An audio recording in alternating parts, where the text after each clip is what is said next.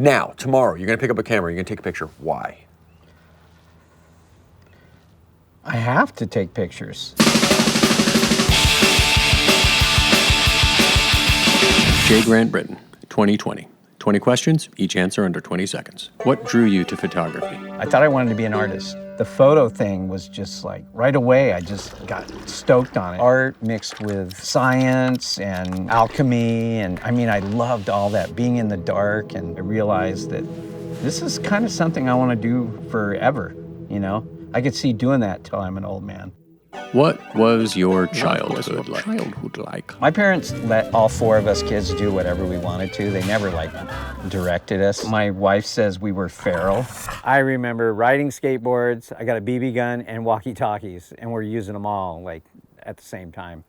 And That's amazing. That's fucking yeah. awesome childhood. I mean, that's what you do back then. What brought you from Fallbrook to Cardiff? You get to a certain age in a small town and you're going nuts. Then I got into surfing when I was 14, and that's kind of when that got me out of small town. I was always trying to get to the beach. When I graduated from high school, I ripped out the back seat of my 57 Chevy, and I lived in my car for the summer. When did you start working at Del Mar Skate Ranch? Del Mar Skate Ranch was being built, and Tom Inouye lived next door to me. He asked me if I wanted to maybe get a job at the skate park that was being built, and I go, yeah, sure. So I started working there the second day that they opened in 1978, and it just all came about from there. Why did you start taking photographs? It was really an accident. I happened to work at the skate park, borrowed my roommate's camera, and he loaded the film for me. I didn't even know how to load film. It was a roll of Kodachrome 64. And so I shot photos of Kyle Jensen, and I got the film back, and they came out. How did Sonny Miller change your life? I kept shooting for probably a year and a half or so, and then Sonny Miller took me in the darkroom, and it was that darkroom moment when I printed my first photo. This is probably 81. That darkroom moment was when I just went, wow, this is something I can control, actually. What is the darkroom process like? You know, when you go in and you print a photo, it's new every time. Even printing the same thing, like that Swank photo, it's never the same. It's always a little different. Seems like 40 years ago, you had everything all planned out. That sound about right? Well, no, at the time, you're just shooting photos and you're documenting your friends, and you're not even documenting. Those guys are my friends. You didn't have plans. You just were shooting and trying to get a good photo. I didn't look at it as history in the future. You know, you thought skating was gonna die. Let's talk about Del Mar Skate Ranch. Was Del Mar a good skate park? Compared to parks now, it was a kind of a crappy park. You could go up and knock on certain areas and it was hollow. There was a kink in the pool, like the coping was a problem. Guys from other parks would come here for the contest and they'd just be like, hate this pool. But we loved it. Why?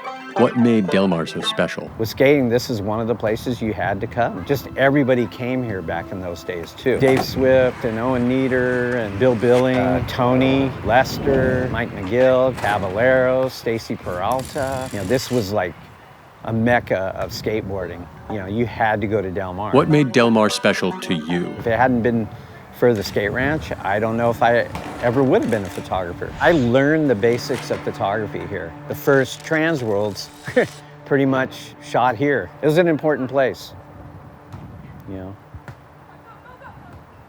So, I don't know.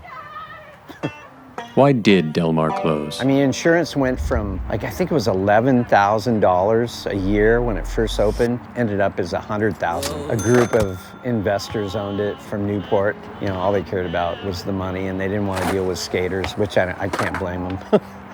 I mean, I dealt with them for years. Skaters will eat their own. I would like to discuss skateboarding. Can we please discuss skateboarding? Well, skateboarding, the rest of the world has followed skateboarding. I mean, Madison Avenue, they got a lot out of skateboarding. I've never tried to control skateboarding because it's uncontrollable. It's a monster that it just does what it wants. How do you feel about fame? Like, whose fame? My fame? The concept of fame. I don't know. I'm not famous, so I don't know. I mean, I'm famous to like 40, 50-year-old skaters, you know? I like fame when you get free beer out of it or free coffee. How do you feel about golf? So the skate park was in this building, so the pro shop was right there. Now it's golf. Have you ever been in there since this building's been there?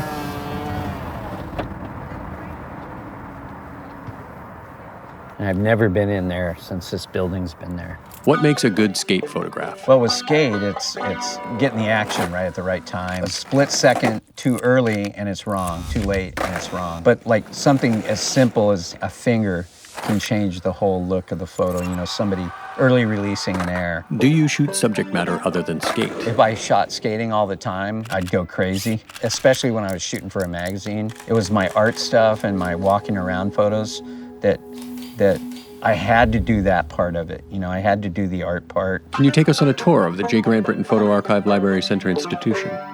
Yeah, I got so much stuff. And it's all crazy. I mean, everything was organized at one time and then it's gotten just mixed up over the years. I've got like drawer after drawer.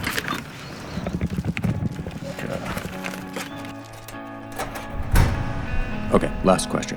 Have you ever thought of yourself as a historian?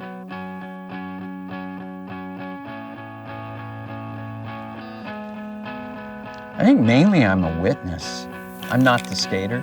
And I've always thought that the skater was the most important person, of course, in skateboarding. I'm just the photographer. I had a camera.